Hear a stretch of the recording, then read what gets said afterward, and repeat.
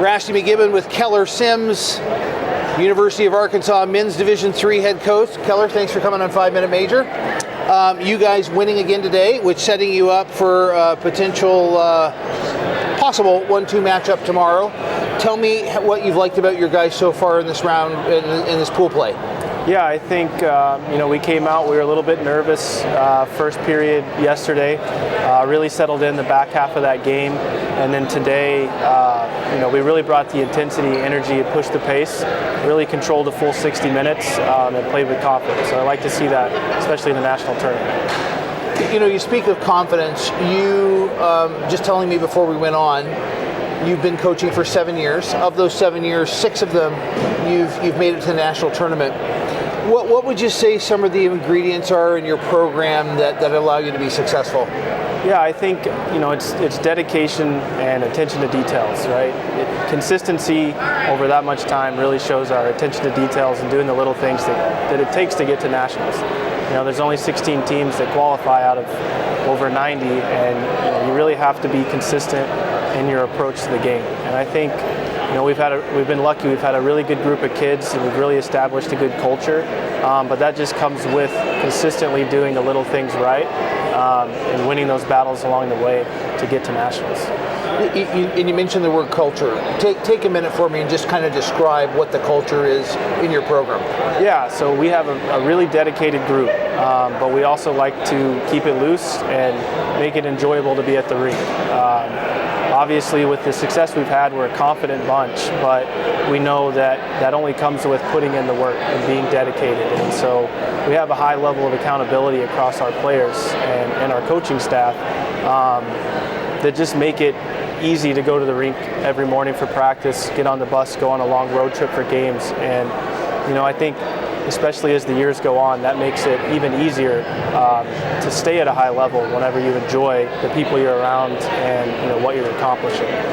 Do you feel that there's also a bit of a snowball effect in that you're somewhat successful, you make it to nationals for that first time, then you can recruit, then you can schedule better, then you've got more fan support, and it just grows from there? Absolutely, yeah. It continues to build year after year.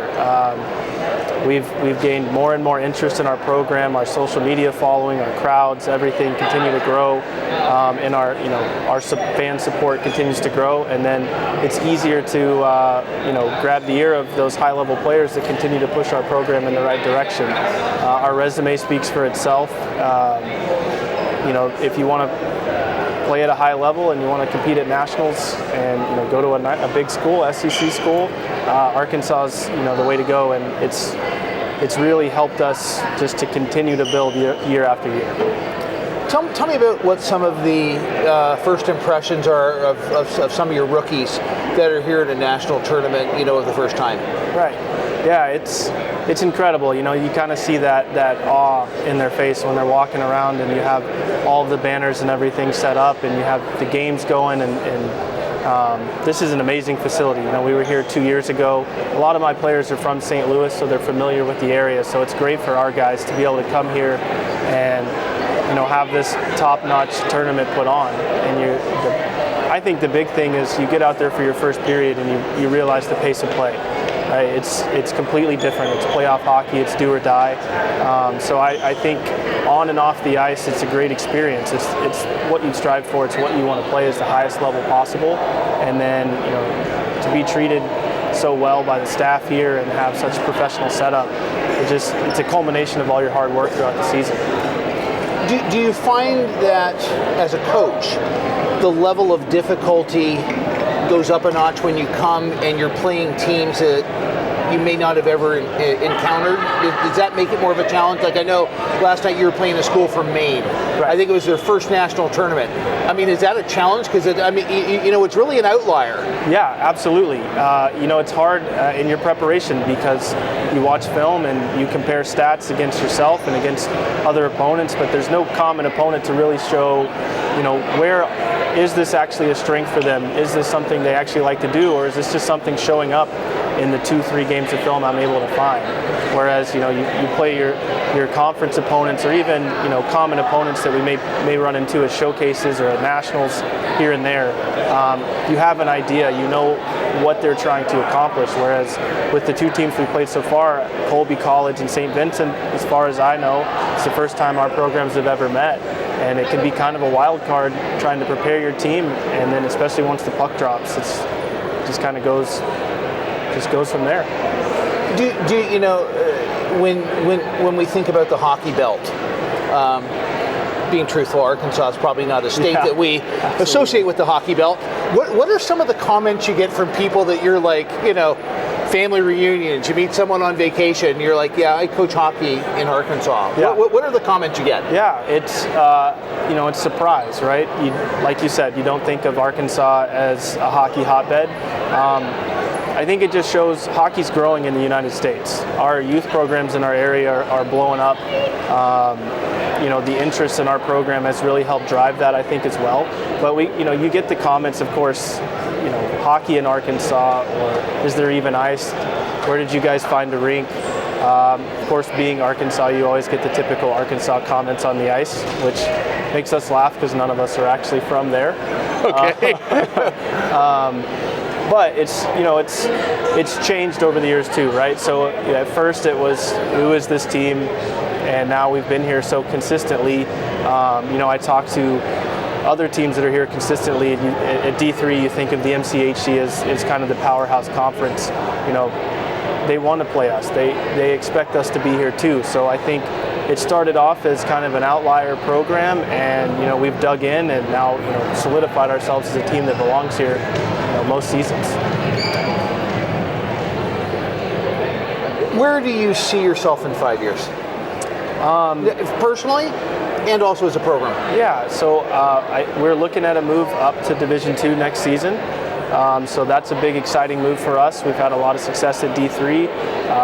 We're moving up within our MACA conference, and so, hopefully back here in 5 years competing at a Division II national in the second week. I think it'll be in Centene again for 5-6 years now, hopefully. So hopefully be right back here competing for a Division II national championship. Personally, hopefully I'm still involved with the program in some sort. Obviously have a young family and a job outside of hockey, but I hope to have had a positive impact on the program and continue to have a positive impact in our growth forward over the next 5 to 10 years. So for student athletes that are at the high school level that may be watching this, you probably could go to pick at random 100 students at any school, and at least 95 would have heard of University of Arkansas. Okay, right. Is due to the academic level that your school provides, is it a hard sell at all when kids come and are prospective players for your team? Is it a hard sell? Because they're having the opportunity to play hockey, which right. You talk about loving hockey, right. And then they're also getting a quality education. Yeah, no, the University of Arkansas is an easy sell. We have one of the top 5 business schools and public universities in the country. We have a really good engineering program. The University of Arkansas is beautiful. Northwest Arkansas is a great place to live, especially if you like to do anything outdoors. So the university kind of sells itself. We have, had a ton of success attracting kids to our program, and I always say if I can get a kid to come visit Arkansas, they're hooked. And that's how it was for me. Whenever I was playing way back in the day, I was like, Arkansas, okay, I'll go check it out. And I ended up on campus and visited and went home, said, Mom, I'm going to Arkansas. And it's just it's a great school and it's a great place to live, and it's a great place to continue a hockey career while getting a really high level degree. So last question for you. Men's Division II, Men's Division III, both still utilizing the pool play format. As a coach, do you like that? When a significant amount of your hockey budget is spent food, lodging, travel to nationals, or do you think you like the one and done idea? I'm personally, I like the pool play. I think it's a good format in the sense that a lot of our programs are spending quite a bit of money to get here, and so knowing that you may not be leaving the next day is nice. But it also kind of helps. There's so much parity across and so many teams in D3 and D2 compared to D1, and I think it really helps shake out the best teams. So single elimination, someone has a bad game, they're eliminated, right? But in pool play, you see these especially hopefully with us tomorrow against Lawrence Tech, a 2-0 teams who've kind of got their feet, and you get the best game. So I'm a big fan of pool play. I could see where one and done, top 24 like M1 does would be successful, and still you would end up with the best teams advancing. But I think it's nice for our players to know they're at least going to be able to get 3 games to showcase, that they're the best team in the country before they move on to semifinals. Well, Keller, hey, thanks so much for this. Yeah, absolutely. And best of luck in the rest of pool play and throughout the tournament. Appreciate it. This is Keller Sims, University of Arkansas Men's Division III, here at the 2024 National Championship, St. Louis, Missouri.